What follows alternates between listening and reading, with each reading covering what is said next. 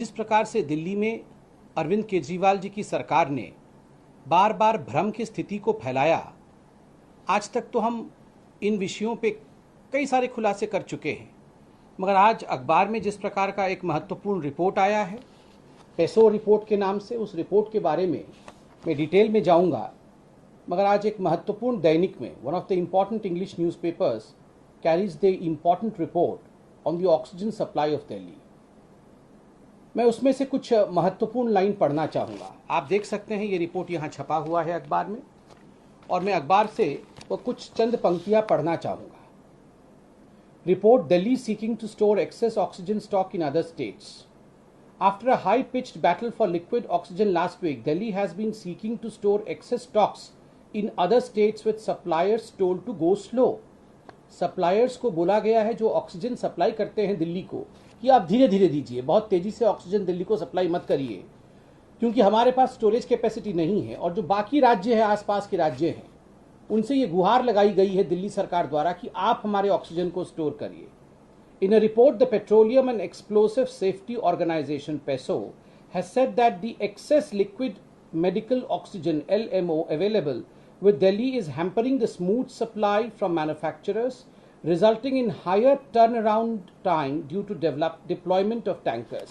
और इसी प्रकार से अखबार में पूरा रिपोर्ट छपा है, जिसका एक समरी मैं आपके सामने रखूंगा और अरविंद केजरीवाल जी की सरकार की अकर्मण्यता को आपके सामने उजागर करूंगा। ये पेसो क्या है जिसकी रिपोर्ट आज आई है? ये petroleum and explosive safety organisation है, जिसने लगभग 5-7 दिन का एक स्टडी किया है। और ये रिपोर्ट आप देख सकते हैं, मेरे हाथ में रिपोर्ट मौजूद है। ये रिपोर्ट उन्होंने सबमिट किया था भारत सरकार को कि इस प्रकार से स्टोरेज की कमी दिल्ली सरकार के पास रही थी ऑक्सीजन को लेकर। क्या मुख्य बिंदु हैं जो पेसो ने अपने इस रिपोर्ट में रखा है? पहला, उन्होंने कहा है कि excess LMO available in Delhi is hampering the smooth supply from manufacturers. कि आज दिल्ली के पास, ये कोई आज का रिपोर्ट नहीं है, आज हम जब 14 तारीख बैठे हुए हैं, 14 तारीख मई का, ये रिपोर्ट आज का नहीं है, ये 9, 10, 11 ये पहले का रिपोर्ट है, विगत संडे का रिपोर्ट है, पिछले शुक्रवार का, पिछले शनिवार का रिपोर्ट है। उस समय की जो परिस्थिति दिल्ली में थी, आज से एक हफ्ते की पहले जो परिस्थिति दिल्ली में थी, उसको रिपोर्ट में कैद किया है। और वो कहते हैं कि एक्सेस सप्लाई दिल्ली में ऑक्सीजन की हो रही थी और हम सप्लाई कर रहे थे, दिल्ली इसको स्टोर नहीं कर पा रही थी, और इसका नतीजा हो रहा था जो टर्न अराउंड टाइम होता है, टैंकर आएगा, टैंकर यहाँ ऑक्सीजन अनलोड करेगा एलएमओ, और उसके बाद टैंकर वापस जाएगा। क्योंकि स्टोरेज फैसिलिटी नहीं थी तो टैंकर का टर्न अराउंड टाइम बढ़ गया था, और इसका खामियाजा जो आसपास के राज्य हैं जहां ऑक्सीजन और भी सप्लाई करना है, उन राज्यों को भुगतना पड़ रहा था। ये रिपोर्ट में बताया गया है। दूसरी बात, आपको पता होगा, अरविंद केजरीवाल बतौर मुख्यमंत्री और दिल्ली की जो सरकार है, उन्होंने कोर्ट्स में भी जाके डिमांड रखा था, सुप्रीम कोर्ट में, हाई कोर्ट में, कि हमें oxygen 700 metric tonne, 750 metric tonne, कहीं उन्होंने 900 तो कहीं उन्होंने 935 मेट्रिक टन, इस प्रकार के ऑक्सीजन की रिक्वायरमेंट की बात आज से एक हफ्ते पहले की थी। मैं आपको सूची भी दे दूं कि पहली बात, उन्होंने 700 मेट्रिक टन का डिमांड किया था, यह मई 5 को किया था, और मई 8 तारीख को, मई 8 को भी उन्होंने इसको रीआइटरेट, अर्थात पुनः इसको दोहराया था कि हाँ, हमें 700-750 मेट्रिक टन के आसपास ऑक्सीजन चाहिए। और ये तो बड़ा आश्चर्य का विषय है कि उसी समय जो ऑक्सीजन बुलेटिन जारी हुआ था, मुझे याद है, एग्जैक्ट डेट भी बताऊं तो 6 मई को, और ये हमने पहले भी प्रेस कॉन्फ्रेंस किया था, जहां अरविंद केजरीवाल 730 मेट्रिक टन चाहते थे। उन्होंने धन्यवाद भी दिया था केंद्र सरकार को। वहीं ऑक्सीजन बुलेटिन जारी करके राघव चड्डा जी जो ये सारा देख रहे हैं, उन्होंने 976 मेट्रिक टन ये डिमांड किया था। एक ही दिन में, कुछ मिनटों के अंतराल में ये हुआ था, तो एक सेंस ऑफ कंफ्यूजन था। और आज पेसो जो है, ये पेसो उसी को रिपोर्ट करके प्रस्तुत कर रहा है। वो कहता है कि मई 5, मई 6, मई 8, मई 9 को दिल्ली की डिमांड 700-730 मेट्रिक टन के आसपास की थी, मगर उसी दौरान जब ये डिमांड दिल्ली सरकार कर रही थी, अरविंद केजरीवाल जी कर रहे थे, उनके पास अल्टरनेट स्टोरेज स्पेस, उन्होंने उसे अंग्रेजी में अल्टरनेट स्टोरेज स्पेस कहा है, किसी प्रकार का alternate storage space Arvind Kejriwal ji ने दिल्ली में निर्मित नहीं किया था और दिल्ली में मौजूद नहीं था। तो क्या कर रहे थे? अगर स्पेस मौजूद नहीं है तो अरविंद केजरीवाल जी ने आसपास के राज्यों को चुपके से इन्फॉर्म किया कि आप हमारा स्टोर करो ऑक्सीजन, और सप्लायर को फोन करके चुपके से कहा कि आप अभी सप्लाई रोक दो, इतना ऑक्सीजन भेजने की आवश्यकता नहीं है। कुछ उदाहरण उन्होंने दिया है और ये टेबुलेटेड फॉर्म में एक उदाहरण है कि किस प्रकार से सप्लायर से कितना कितना ऑक्सीजन रोकने के लिए गुहार किया गया। मैं ये उदाहरण आपके सामने बिल्कुल वैसे ही रखूंगा जैसा कि इस रिपोर्ट में रखा गया है। आप देखिए, संडे को अर्थात विगत संडे को 9 तारीख को एक लिंडे प्लांट है फरीदाबाद का, जो one of the most important suppliers है दिल्ली का ऑक्सीजन को लेकर। तो लिंडे प्लांट का एलएमओ जो सप्लाई करती है उसको कुल मिलाकर के संडे को 120 मेट्रिक टन दिल्ली को सप्लाई करना था, 120 मेट्रिक टन। मगर दिल्ली ने 120 मेट्रिक टन लिया और 74 मेट्रिक टन वापस कर दिया। आप यहां देख सकते हैं 74 मेट्रिक टन किस प्रकार दिल्ली ने वापस किया लिंडे को। 120 लिया और उसमें से 74 वापस किया। मैं पढ़ देता हूं remark. Out of the 120 metric tons supplied directly to Delhi government from Linde Eastern sector plants, 74 metric ton was returned by the Delhi government to the Linde Faridabad plant due to non-availability of storage space or less demand in Delhi. तो storage space नहीं होने के कारण कहीं भी दिल्ली की सरकार इसे स्टोर नहीं कर सकती थी। तो आप सोचिए 120 मेट्रिक टन दिया गया, और ये 2-3 दिन की बात नहीं कर रहा। कल मनीष सिसोदिया जी ने इस पर प्रेस कॉन्फ्रेंस किया। मैं कल की बात नहीं कर रहा हूं, मैं विगत संडे की बात कर रहा हूं, 9 तारीख की बात कर रहा हूं, 9/5/2021 की बात कर रहा हूं। उस समय 74 मेट्रिक टन वापस कर दिया गया। मुझे आश्चर्य होता है, किसी ने बताया भी नहीं। दिल्ली सरकार ने प्रेस कॉन्फ्रेंस करके ये बताया नहीं कि हमने 74 मेट्रिक टन वापस किया है।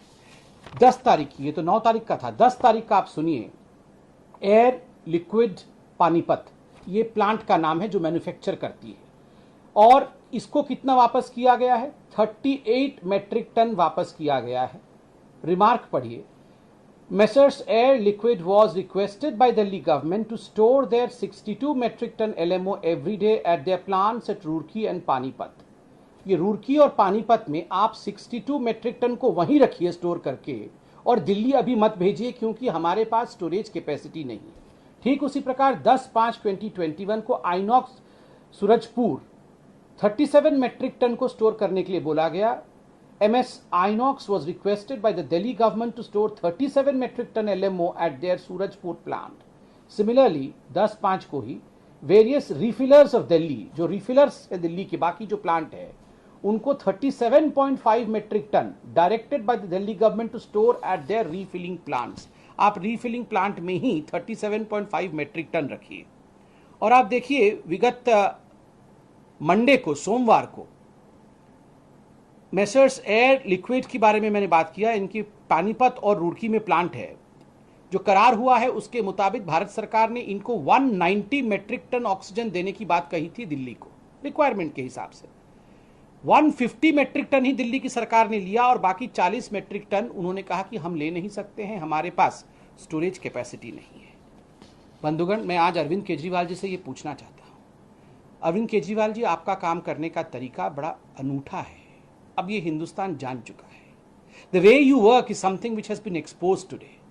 पहले हाहाकार मचाओ, बिल्कुल परिस्थिति खराब थी दिल्ली में, मगर आपने कोई व्यवस्था नहीं की, केवल हाहाकार मचाया कि देखो मुझे मोदी जी कुछ नहीं दे रहे हैं, देखो हमें हरियाणा वाले बदमाशी कर रहे हैं, देखो हमारे साथ बाकी जो राज्य हैं, यूपी वाले हमारे साथ बदमाशी कर रहे हैं, हमारे को ऑक्सीजन कोई नहीं दे रहा है। ऑक्सीजन दिया गया तो आपने कहा हैंड्स अप, हमारे पास तो स्टोरेज स्पेस नहीं है, हम तो हाथ खड़े कर देंगे, अब हम कुछ नहीं कर सकते जी, आप अपना ऑक्सीजन अपने पास रखो। हरियाणा जी आप प्लीज़ अब हमारे लिए थोड़ा ऑक्सीजन स्टोरेज करो। यूपी के सरकार जी प्लीज़ हमारे लिए थोड़ा ऑक्सीजन आप स्टोरेज करो। आप गाली दे रहे थे 2 दिन पहले, इसी हरियाणा को, इसी उत्तर प्रदेश को गाली दे रहे थे। आप मोदी जी को, बीजेपी की सरकार को, कोर्ट को, न जाने किसी को भी आप छोड़ दे रहे थे। दिल्ली की जनता को भ्रम में डाला हुआ था, और उसके बाद जब ऑक्सीजन आने लगा आपको तो आपने हाथ खड़े कर दिए कि मेरे पास स्टोरेज कैपेसिटी नहीं है। अरविंद जी, ये स्टोरेज कैपेसिटी बनाने का काम किसका है? कौन बनाएगा स्टोरेज कैपेसिटी? रेमडेसिविर तो मोदी जी दे ही रहे हैं, टोसिलिजुमैब तो मोदी जी दे ही रहे हैं, प्रेडनिसोलोन और बाकी जो आपके स्टीरॉइड्स है वो मोदी जी दे रहे हैं, वैक्सीन भी मोदी जी दे रहे हैं, ऑक्सीजन भी मोदी जी दे रहे हैं, DRDO बेड्स बना रही है। कल परसों में हाईकोर्ट ने फटकार भी लगाया कि आप बेड क्यों नहीं बना रहे हैं यहाँ पर। सब कुछ तो केंद्र सरकार कर रही है, ऑक्सीजन भी दे रही थी। स्टोरेज कैपेसिटी बनाना किसका काम है? राज्य में स्टोरेज कैपेसिटी बढ़ाना, ऑक्सीजन को लेकर, ये आपका काम है। दो काम मुख्यतः आपका था। ये राज्य के अंदर ऑक्सीजन कैसे वितरित होगा, जब डोर स्टेप डिलीवरी आपको केंद्र सरकार ऑक्सीजन का कर देगी, तो किस प्रकार राज्य में आवंटित होगा और कहां स्टोरेज होगा, ये दो काम आपके थे। दोनों काम में आप फेल हो गए। ना एक क्रायोजेनिक टैंक आपने खरीदा, ना पहले से एंटिसिपेट किया कि सेकेंड वेव आने वाला है, जबकि राज्यों को बल्कि मैं कहूंगा केंद्र सरकार चिट्ठी पे चिट्ठी लिख रही थी। आप एडवर्टाइजमेंट करते रहे, आप राजनीति करते रहे, किंतु आपने एक भी अस्पताल में स्टोरेज कैपेसिटी बढ़ाने की और ऑक्सीजन को किस प्रकार स्टोर किया जाए उसका प्रावधान नहीं किया। एक क्रायोजेनिक टैंकर आपने प्रोक्योर नहीं किया ताकि राज्य के अंदर, दिल्ली के अंदर ऑक्सीजन का आवागमन हो सके। नतीजा क्या रहा? दो अस्पतालों में, जयपुर गोल्डन हॉस्पिटल और बत्रा अस्पताल में, एक जगह 20 और दूसरी जगह लगभग 13 हमारे मरीज, हमारे प्रिय बंधु ऑक्सीजन के बगैर वो चले गए। और दोनों ही विषयों को लेकर उस समय काफी चर्चा हुई थी। कोर्ट में दोनों हॉस्पिटल के लॉयर्स और खास करके जयपुर गोल्डन हॉस्पिटल के जो वकील थे, सचिन जी, उन्होंने स्पष्ट रूप से कहा, हम तो दिल्ली के नोडल ऑफिसर को बार बार फोन करते रहे, दिल्ली के अफसरों को फोन करते रहे, किसी ने हमें सुना तक नहीं। And it is because of the failure of the supply chain by Delhi government that our hospital Jaipur Golden has suffered. मैं बिल्कुल हुबहू वही कह रहा हूं जो उनके वकील ने, जयपुर गोल्डन के वकील ने हाईकोर्ट में कहा था। और ठीक उसी प्रकार बत्रा अस्पताल के जो चेयरमैन हैं, जो डायरेक्टर हैं, उन डॉक्टर साहब का हमने बयान टीवी में सुना था। उन्होंने कहा कि हम भी कॉल करते रहे दिल्ली सरकार को और दिल्ली सरकार ने हाथ खड़े कर दिए। ऑक्सीजन आ रहा था, आपके पास स्टोरेज कैपेसिटी नहीं है। जहां मृत्यु हुई है वहां के डायरेक्टर, वहां के चेयरमैन, वहां के अस्पताल के स्टाफ आपकी तरफ उंगली उठा रहे हैं। This is criminal liability mister Arvind Kejriwal. ये क्रिमिनल लायबिलिटी आपके ऊपर बनती है। इसलिए बनता है आपके ऊपर क्रिमिनल लायबिलिटी, इसलिए नहीं कि हम राजनीति कर रहे हैं, इसलिए बनता है क्योंकि आपने स्टोरेज कैपेसिटी बढ़ाया नहीं, हॉस्पिटल का बेड नहीं बढ़ाया, टेस्टिंग कैपेसिटी नहीं बढ़ाई। ये सब तो हमने पहले प्रेस कॉन्फ्रेंस करके कह दिया है, मगर आपने ऑक्सीजन स्टोरेज कैपेसिटी नहीं बढ़ाया, जिसके कारण मरीजों की जान गई। ऑक्सीजन ऑडिट को आप मना करते रहे। क्यों मना करते रहे? आज महसूस हो रहा है कि क्यों मना करते रहे, क्योंकि आपके पास स्टोरेज कैपेसिटी ही नहीं थी। बहुत दुख के साथ हमें कहना पड़ रहा है कि इतना बड़ा क्राइसिस हिंदुस्तान की राजनीति के ऊपर आया। The crisis could have been averted, the crisis could have been managed, but I am sorry to say mister Arvind Kejriwal, the crisis was grossly mismanaged by you. मुझे दुख है कहते हुए कि ये जो क्राइसिस था, जिसको आप मैनेज कर सकते थे, ऑक्सीजन का स्टोरेज कर करके, उसका रैशनलाइजेशन करके, उचित तरीके से उसको राशनिंग करके, उचित तरीके से उसको भेज करके, उसका समय रहते ऑडिट करके, ये सब आपने नहीं किया। और जिसका नतीजा हमने कई मरीजों को जयपुर गोल्डन में, बत्रा अस्पताल इत्यादि में हमने खोया है।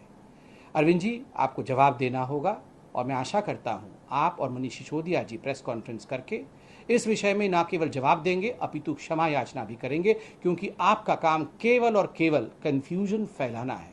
कंफ्यूजन और पैनिक मत फैलाइए, जमीन पर उतरिए, काम करिए और काम करके लोगों के प्रति जो आपका कर्तव्य है उसका निर्वहन करिए। Thank you so much. Any questions from my friends who have joined me? Satyendra Yes, Jain, Mohit ji from yes. Times Now, you can ask me. Sir, when Satyendra Jain was asked this question, he said that it's not about the storage. We did not say that we have storage or we are asking oxygen to store it.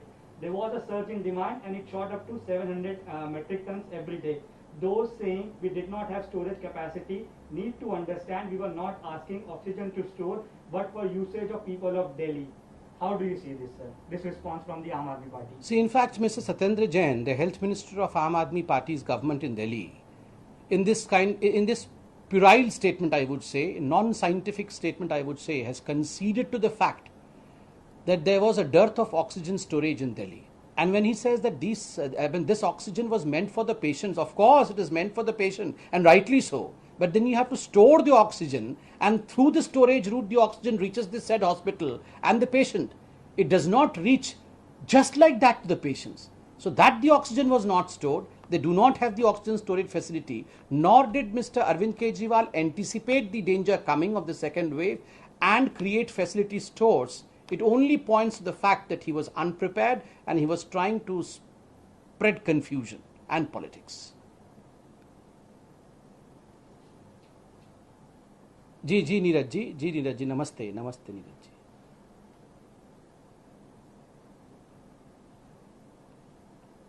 पूछिए, मैं सुन पा रहा हूँ नीरज जी, आप सवाल पूछिए।